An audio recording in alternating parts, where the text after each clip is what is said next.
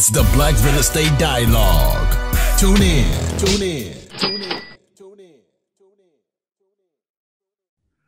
Hi, everyone. Welcome to another episode of the Black Real Estate Dialogue podcast. If you haven't already, please leave us a rating and review. It helps us move up in the rankings, help us to reach more people as well. Also, share this podcast with some of your friends too. If you're interested in joining the Bread Real Estate Investing community, you can start for just $1 by going to blackrealestatedialogue.com or clicking the link in the show notes.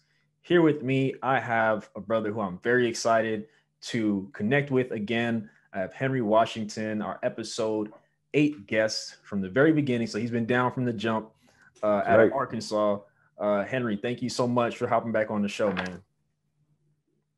Hey man, thank you for having me. I was thrilled to be asked to come back on, man.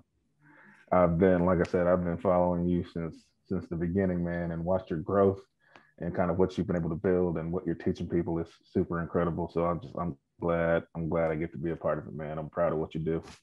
Definitely. I appreciate it. Right back at you. So for those of you who listened to episode 8, or perhaps you've been following Henry over the past year and a half, at the time, he had about 40 or so doors. At this point, I can't count, so I'll let him share. He's retired from his 9-to-5. His wife has retired thanks to their real estate investments, to his e-commerce business, and everything else he has going on. So Henry, introduce yourself and let the people know what you do and what you're up to these days. Yeah, no worries, man. I'm Henry Washington, real estate investor out of Northwest Arkansas. At this point, I've got about 65 doors. I've got a few under contract. Right now, we flip about 10 houses a year, but all that's just to generate capital, keep buying more rentals.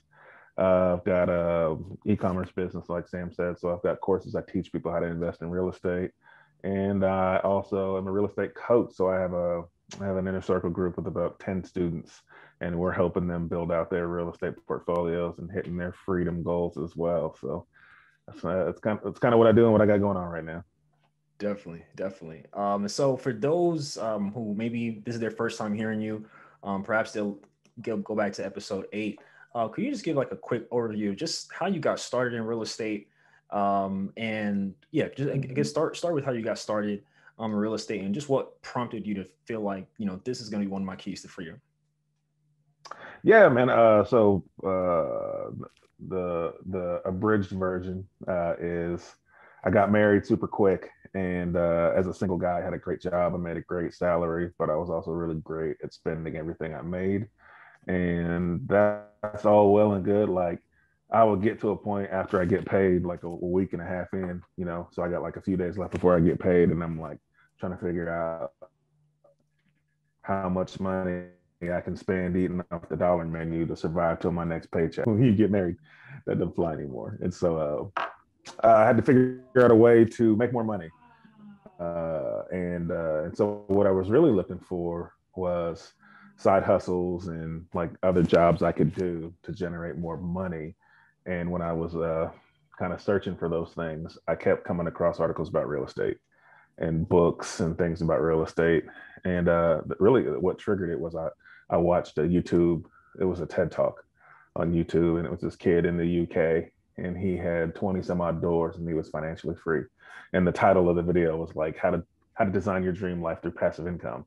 And I was like, yeah, let's do that. Right. And so we, and when I saw it, it just made me think like, man, if this kid can do this, like this has to be more accessible to me too. Like I didn't think real estate was something that people like me could do. And then I saw that video and I was like, oh yeah, I'm gonna do that. Right. And so about, I would say 90 days after that, I bought my first property. We had to get a little creative because I didn't have any capital. I had about $1,000. And so we ended up taking a loan out against my wife's 401k for the down payment. And we bought that house. And then once we bought that house, we took a home equity line of credit out against the equity in the house that we had just bought. And that gave me access to about $25,000. And then I just used that $25K to just buy more property. So I would like take out the line of credit, buy a house, flip it, make a profit, and then put the money back and then like rinse and repeat that. So I would buy rentals and burr out of them, or I would buy flips.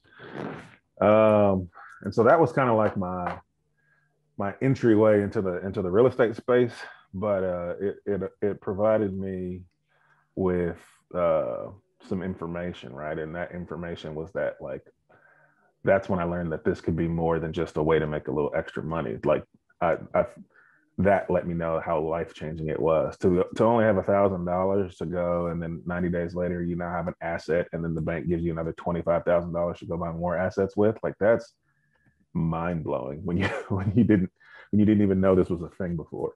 Um, so that's when we scaled, man, and I just went crazy. And like you said, we bought about 30 to 40 doors in that first year, and then we've just been growing steadily ever since, man. Definitely, definitely. Are you still working with the same business partner you had at that time? Yeah, we're still business partners. We're not actively buying together anymore. So we've got 25 of my doors are in 50-50 partnership with him. But yeah, man, we're still rocking and rolling as far as managing those properties, and we're still I mean, we're still rehabbing some of them things that we bought, back then. Um, it's just the way it goes, man, when you buy the fixers, but portfolio's good, man. That's amazing. That's amazing. So, so you recently left your 9 to 5. Could you talk to us more about that and just, what was it that said, you know what, I think now it's time to shift into real estate full time, Yeah, e-commerce, yeah. coaching, and all that? Yeah, man, I waited as long as possible, man. I had enough doors to probably leave my day job well before I did. But what I enjoyed, well, one, I enjoyed my day job, but two, I also was using it. I mean, for lack of a better term, like I was using my day job to grow my real estate business. Um, my intention, once I figured out how powerful real estate was to get myself to a point where working was a choice, right? And I had done that, right? Like I knew at some point if I used to joke whenever they were talking about layoffs. I was like, man, if they lay me off, it might be a blessing in disguise, right? Like, because I had worked myself to a point to where like I didn't have to work anymore, but I was using my job to continue to grow. And so having my 9 to 5 allowed me to be more bankable because banks love when you have, that steady W-2 income. It was easier to get loans. And if you're gonna invest without having a 9 to 5, you're gonna need at least 2 years of tax returns to prove that you can make money, right? And I didn't have that because I grew so quickly. So keeping my 9 to 5 helped me stay bankable, and it also helped me to enjoy real estate more, for lack of a better term, right? Like, because I didn't have to eat from my real estate money. Um, I didn't have to feed my family from that, and so it allowed me to, and then I could scale because every dollar I make in my real estate business, I don't have to pay bills off of. I don't have to, do anything but reinvest it. And so every dollar I made just went back into the business. So that helped the scale. And I didn't really want to slow that down. And so I waited as long as I could before I had to quit. And that's really what I was waiting for that moment when I was like, all right, this just doesn't make any more sense to be here. So yeah, kind of what triggered it was we started the e-commerce business maybe 6 months ago, 7 months ago. And it was when I started the e-commerce business, I in no way intended for it to be a business. It was just I created 2 courses, and I created them because I kept getting people asking me the same 2 questions over and over again in consultation calls. And my wife noticed that I was starting to get annoyed some a little bit with answering the same calls over and over again, questions over and over again. And not to any offense of the people, it's just when you answer in the same 2 questions, it's hard to like enjoy the conversation that you're having.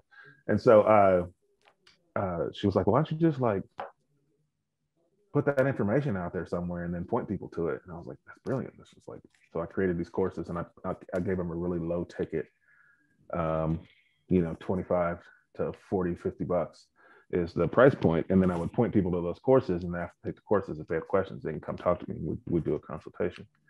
And so I never intended for it to be a business or to make a ton of money. It was just a way for people to get the information. And then the volume of courses we started to do was crazy. And uh, as that started to grow, I started to realize that like when you put it in perspective, like, so when I buy a rental property, what I'm looking for, let's say I buy a single family home, Yes, when I buy a house, I'm looking for $100 to $200 a door of net cash flow after every expense. And so when you look at the rent covering, you know, your your mortgage, taxes, insurance, maintenance, vacancy, capital expenses, and property management, right? That's pretty much everything that can potentially cost you with a property. And so if the rent covers all that and then pays me a couple $100 a month, like that's a solid investment for me.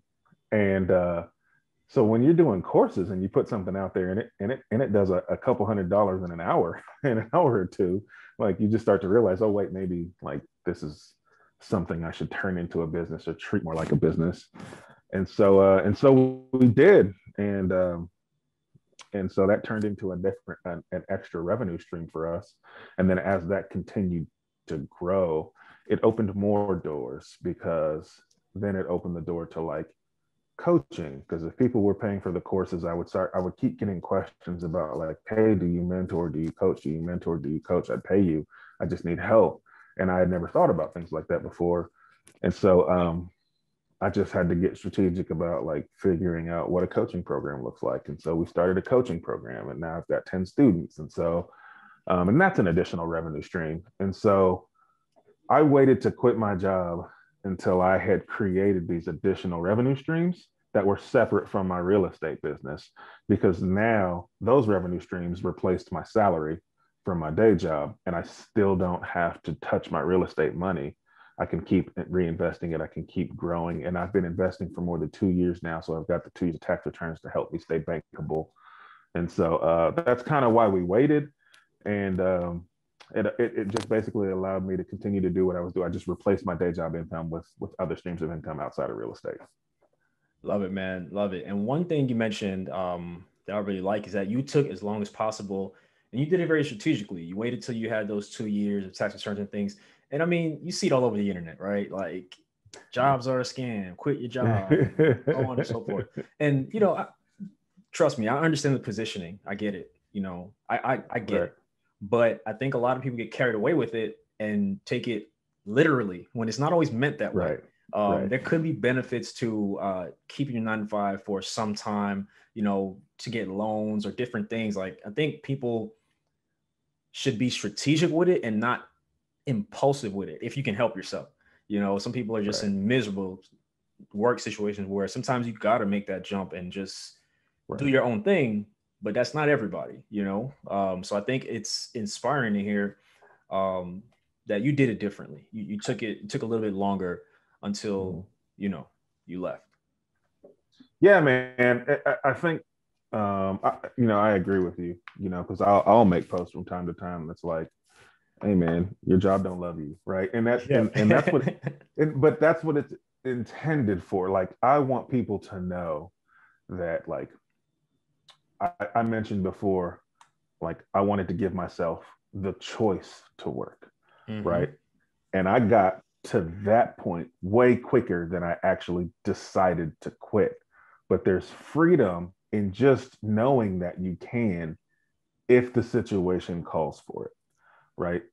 That's important, right? And I also believe that like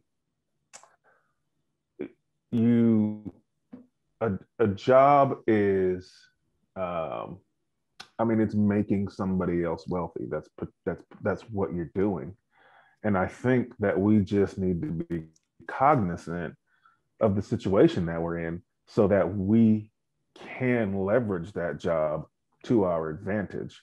And I think a lot of the times, I think what people are trying to say is, yeah, your job, is it a scam? Yeah, I mean they want to give you a salary, right, and keep you working there forever at the lowest possible rate they can.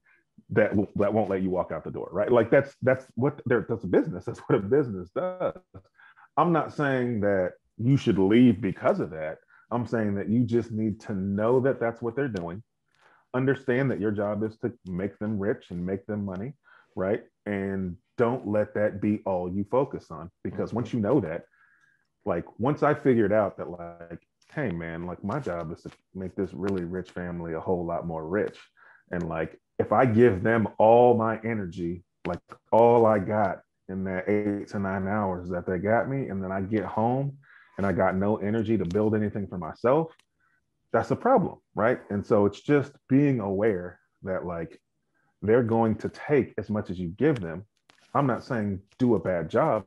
Do your job and do it well, but save some of that energy for your family. Save some of that energy for building your own and minding your own business when you come home, so that you can put yourself in a position to have the option to work.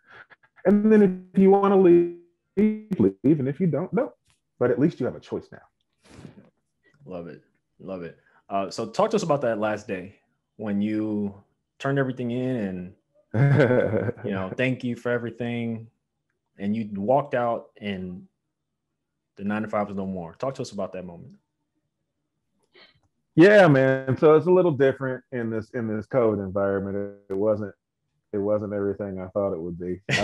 But yeah, so kind of the way it played out.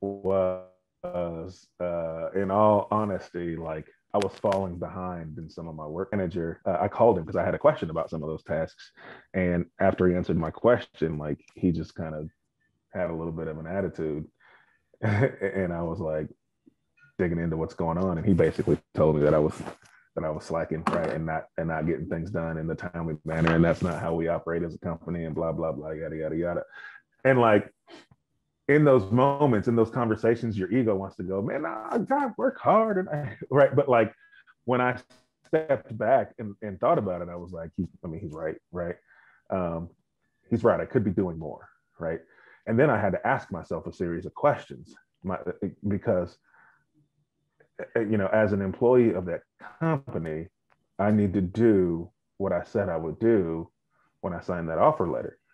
And so I said, okay, if I have to make this right, what's that going to take? Right. And when I started thinking about like the level of effort that it was going to take to kind of get caught up and make that right, I started to think about how that would impact these other streams of income that I have. Right. And then I had to do some math and figure out, okay, if I take that same level of effort and put it into these side businesses, what's the opportunity cost for me? Because I know if I take that same level of effort and put it into my day job, the opportunity cost doesn't go up. It's my salary, period.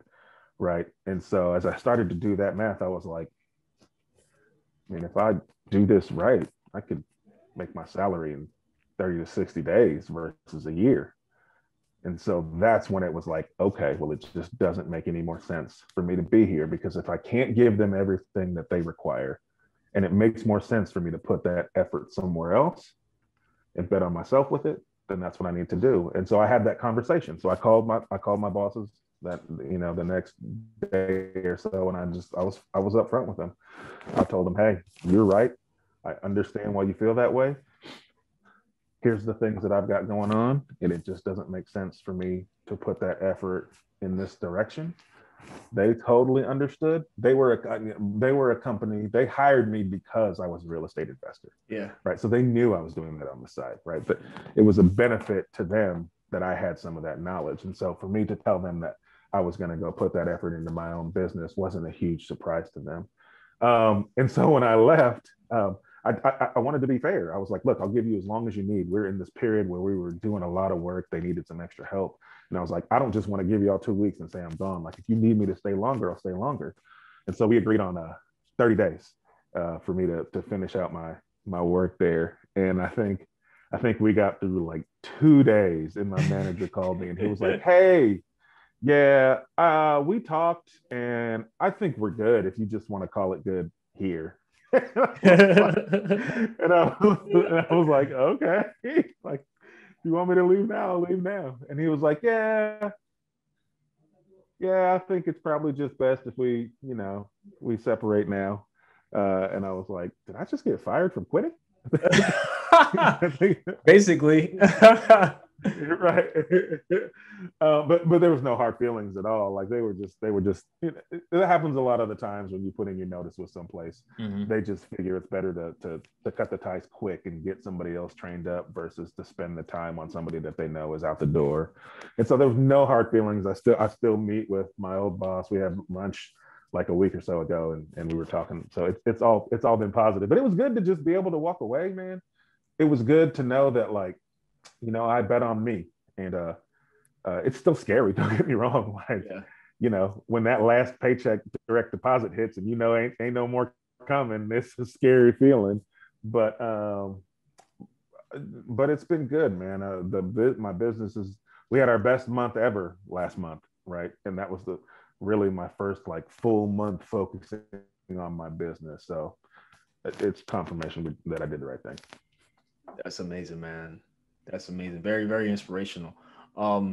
So over the last like year and a half, have you tried any different real estate strategies than you were doing back then? I know back then you're super creative, very creative. Yeah. So like, were you doubling down on what was working, or did you end up trying some new strategies? Are you looking for a community of like-minded individuals and access to experts in real estate? Yeah. Are you interested in real estate but need more support and guidance? You know who it is? The Black Real Estate Dialogue presents the Real Estate Investing Community. No matter how much or how little real estate experience you have, we've created a community for you because your perspective is important.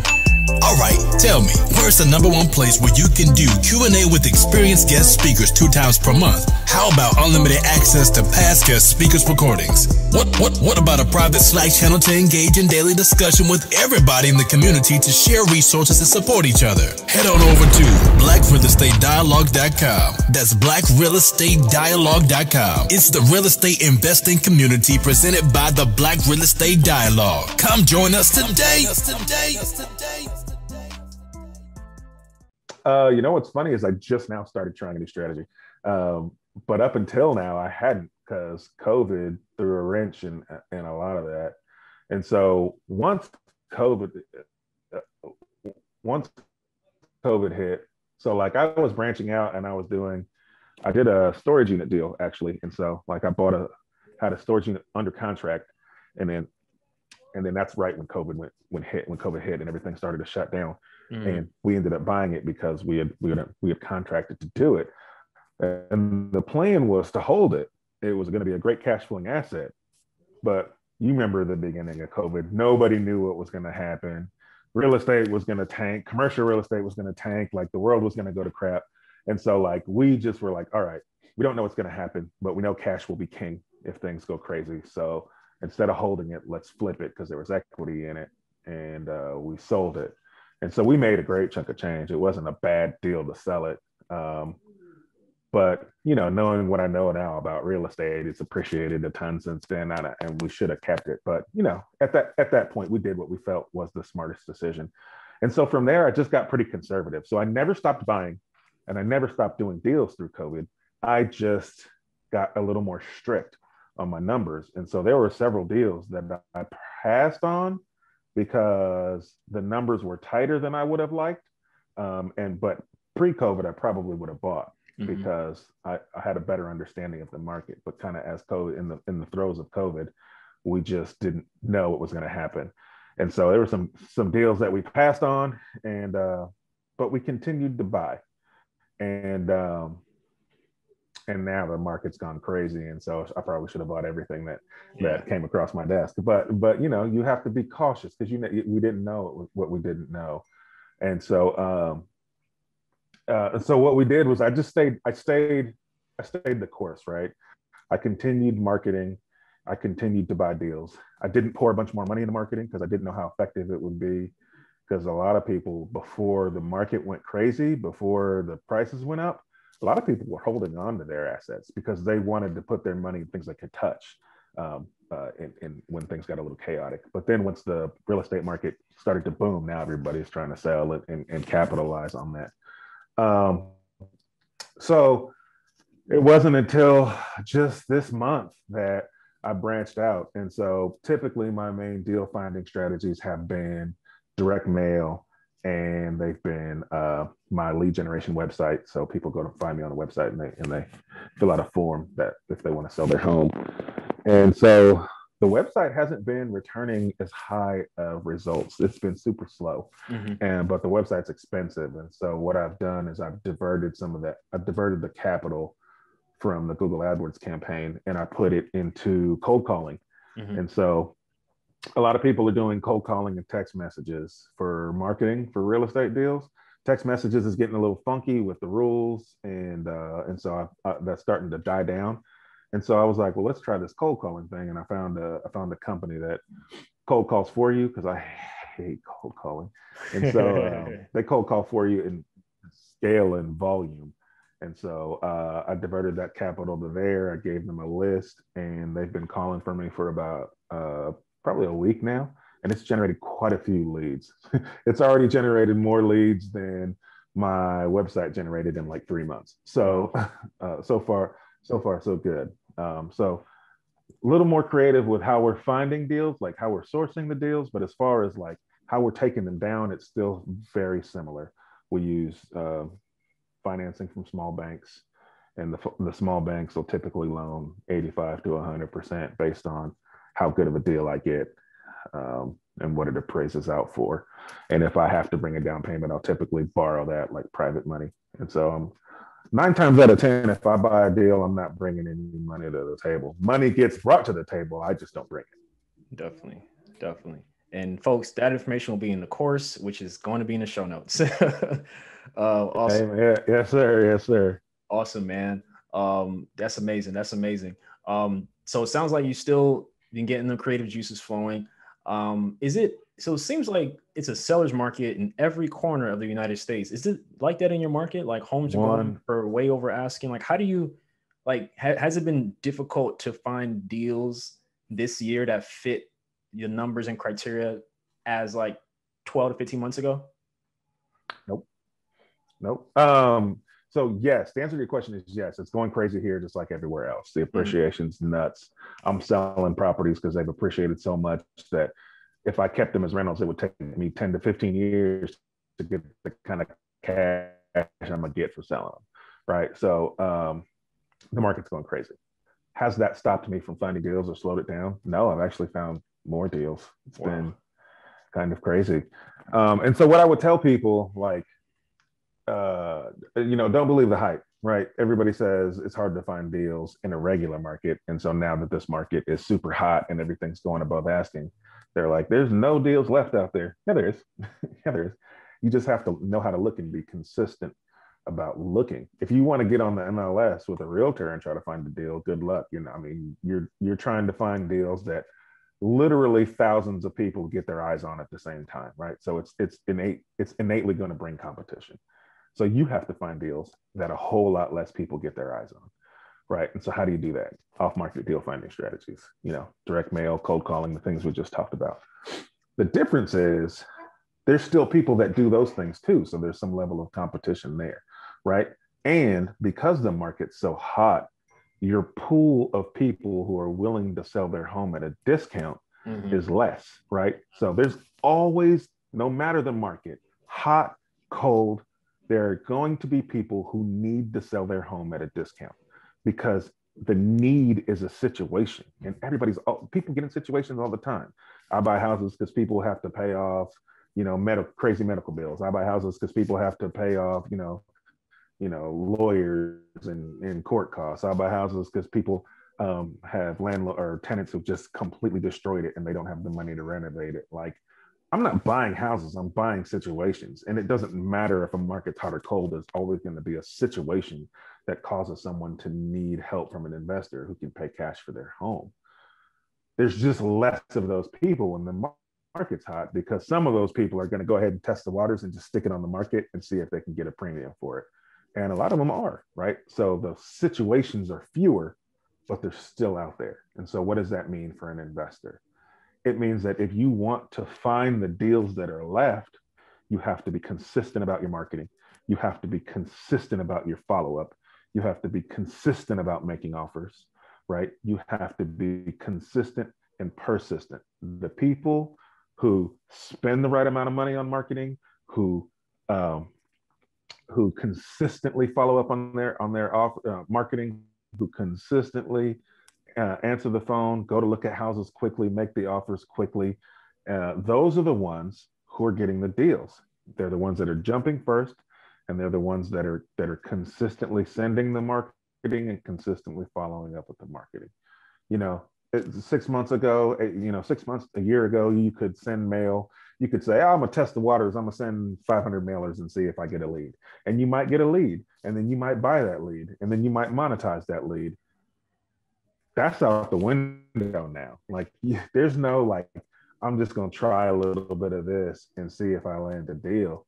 There are fewer of them out there, and so the people who are snagging them are the ones who are getting want to find deals. You got to put in the work. You got to be consistent more now than ever about doing the work. And so if you don't know what that looks like, if you don't know what it means to find off market deals, if you don't know what it means to open up your lead funnel so that you got leads coming in and then you're making offers on everything that's coming in. Because a lot of the times too, people do the marketing and then they look at the deals at face value and they go, I'm probably not going to buy that one. And they don't make an offer, but you don't know what somebody's going to take unless you make an offer. Mm-hmm. Right. So it's consistency throughout your lead funnel. And so if you don't, I would say now more than ever is the time, if you're going to buy off market deals, to work with somebody who's more experienced, because trying to get up to speed on all these things on your own takes time. It can be challenging, and you might waste a lot of money doing marketing because you're not doing it the right way. Mm-hmm. I'd say before, like back when I got started, you could go to YouTube University, you could do some trial and error and figure it out, and you still can now. It's just going to take you a whole lot longer. So, if you can expedite that by working with a coach or mentor, partnering with somebody, that's a great strategy. If you don't want to pay the money for a coach or a mentor, go and find a partner, right? Get in every real estate investor meeting you can get into and find the people who are doing the deals, right? And build relationships with them. Mm-hmm. And then go try to hustle your way into a deal, and then share it with them, bring them something of value, and you might be able to create this partnership so that you can keep doing deals. Love it.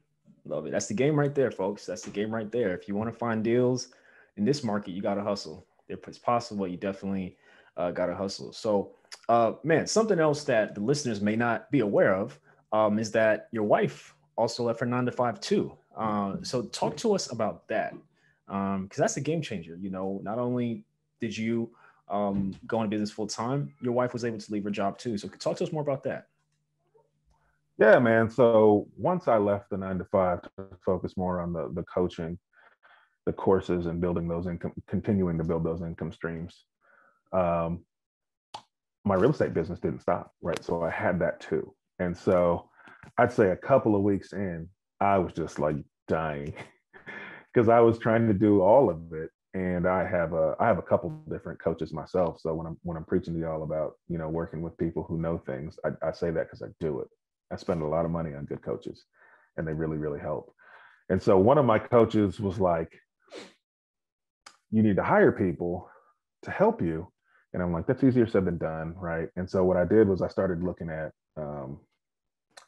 virtual assistants to kind of do a lot of the tasks that were things I could pass off. But what I started to notice was like the things that I could pass off weren't taking a ton of time. The things that I really needed help with were things that needed my touch as well, like working with contractors, mm-hmm. finding tenants, finding good tenants, right? Like mm-hmm. Working with those tenants. Those aren't things I just want any old body taking over. Like I need somebody doing it the way that I like it done, because those are income generating activities. Those are activities that require good working relationships. And I pride myself in how I treat other people. I pride myself in how we take care of other people. And so it was difficult for me to just hire that out. It takes a long time to find that person. And so one of my other coaches was like, well, what's your wife doing? And I was like, I mean, she's working. He was like, does she need to be? And I was like, maybe not. But I hadn't thought about it from that perspective before. Mm-hmm. And so her and I sat down, we had the conversation, and it turned out to be the best solution for us in the short term, because now I can take my time and try to go find that person who can kind of fill those shoes, and I can be strategic about it. And in the meantime, I have my best friend who knows exactly how we want to run our business, because she helped me build it, right? To be able to take over and step in some of those tasks and maintain those relationships, who cares just as much about the right tenants and just as much about the tenants that we have as I do. And so now I was able to kind of hand off some of those tasks, which allows me to focus more on the coaching and on the courses. And so, yeah, man, it was great. That too was scary because we had to start doing some math, right? And we had to go figure out what we're going to do for insurance. But I think insurance was the biggest hurdle. I think we knew we could make it work, between the market being crazy and we're offloading several properties at a premium. So we've got a little more cash than we were expecting to have. And then what was actually funny, kind of everything in my life kind of happens in a way where like there's some sort of sign that lets me know it's the right thing that I'm supposed to be doing. And so what had happened this time was, as we were contemplating it, we were about 80% there, like we were going to do it. And then I had two deals in the works. I had one deal that I was selling and another deal that was going into contract. So one deal was supposed to be closing, one deal was going into contract. And so one of the deals was a duplex that I sold, and I bought it for 140 and we sold it for 325. But when we actually got the payoff from the bank so I have that property in a portfolio loan. So there's like several other properties in that one loan. And so the bank, when you sell a property out of a portfolio, the bank has to release that property, and the bank determines how much they'll release it for. So it doesn't have to be your original purchase price if you've got equity in all the other properties that are in the portfolio. And so they were like, we can release it for less. And so they released it for a lot less. And so the difference between what I thought I was going to get versus what I was actually going to get being about $30,000. The other deal, and that went under contract for 50,000 over. So that was my sign to be like, well, there's 1 year's salary right there in money we weren't expecting to get. Right. And so that was the moment where we were just like, okay, well, we'll pull the trigger and we'll figure it out. And so we let her go. She let her job go. Now she works doing the things that I really need someone to help me do with the same touch that I need it done with. And it's been good, man. It's been good for her. She can spend more time with the kids. If we want, my kids are still young, so they're not in school, they're in daycare. And so if we want to just keep them home, we keep them home and hang out with them. If we want to just, go swimming in the middle of the day or just whatever, like just the freedom to be able to do that and spend time with them as we see fit. A special, man. Definitely. Very, very, very inspirational. Very inspirational, man. So we're about 7 months into this year. Definitely has been a successful year for you and for the business. What does the rest of the year look like? What are some goals that you have set for the rest of the year? Business of disservice, right? And so we're strategically selling. We're not just selling everything because we can cash out like that. If I wanted to cash out, I'd sell that 8 unit. Man, that thing is appreciated a ton. But I understand the value of keeping that, right? I'm selling things that are like older single family homes that are super maintenance intensive, right? I'm always spending money on maintenance on it. If the market is increased and I can capture 10 to 15 years of cash flow by selling it versus sitting on it, continuing to spend maintenance on it, and I'm not getting a ton of rent because it's a small house, trim the fat, right? You sell your worst performing assets, and it makes your whole portfolio stronger. Because what's happening is these worst performing assets, when the maintenance kicks your butt, it eats away at your cash flow, which means your better performing assets are now having to cover for your worst performing assets. So if you trim the fat and get rid of those worst performing assets, then your whole portfolio performs better. And so I'm just being strategic. I'm selling one. I sold that duplex because we bought it for 140 and it was worth 325, and that's just a super inflated number. I don't think that value is going to maintain. So we capitalized on it. Whoa! I think that value is going to come down. Yeah. Um, we we have a single family, like I said, that's super maintenance intensive. I'm going to sell that um, because it's costing me more money sometimes with the maintenance. I have another single family home that's very big. It's bigger than I like for rentals. It's a 5 bedroom, 2.5 bath, like very large home. And so, like, that means you need a special tenant. You need a tenant with a big family who's willing to pay high rents for a single family home. Right now, it's rented for $2,200 a month. Um, and that's great, but I don't know how easy it's going to be when that tenant leaves to get that kind of rent again. And so I'm going to go ahead and sell that because that property is appreciated heavily. And I'll just take the capital from that and buy multiple smaller homes versus one large home that's more difficult to rent. And so we're just being strategic about what we sell. Love it. Man, so it's been great just hearing everything you've had going on in the past year and a half, but especially in this year. Definitely seems like last year coming into this year thus far is just things have just gone to the next level. Just with real estate, just with your business, retiring from the 9 to 5, your wife retiring from the 9 to 5, and just doubling down and going into the business full time. So it's very, very inspirational. What are a couple of tips you would give to somebody out there? They want to get started in real estate. They're interested in working towards financial freedom. What are a couple quick tips you would give to somebody in that position? Yeah, man. If you want to be an investor, you need to walk, talk, eat, sleep, breathe like an investor. So you need to be in and around investors as much as possible. Now that the world is opening back up, you need to be at every investor meetup you can. I preach this to people all the time. You will get deals just going to these things. You will meet business partners. All the things you're worried about, like who's going to be my contractor, who's going to be my bank, they're all at these meetings. If you're not at them, you're not meeting them. And if you're not around other investors, once you get into a deal and you run into a wall, you're not going to have the people to turn to help you get out of that situation. Like, being around other investors is a booster to success.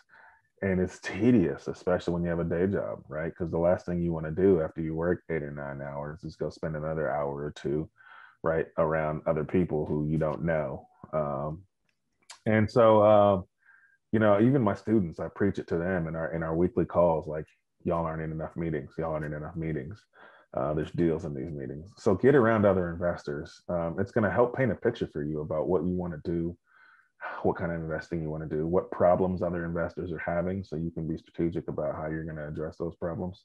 The other things I tell you is I tell everybody, get good at knowing what a good deal is in your market and get good at figuring out how you're going to find those good deals.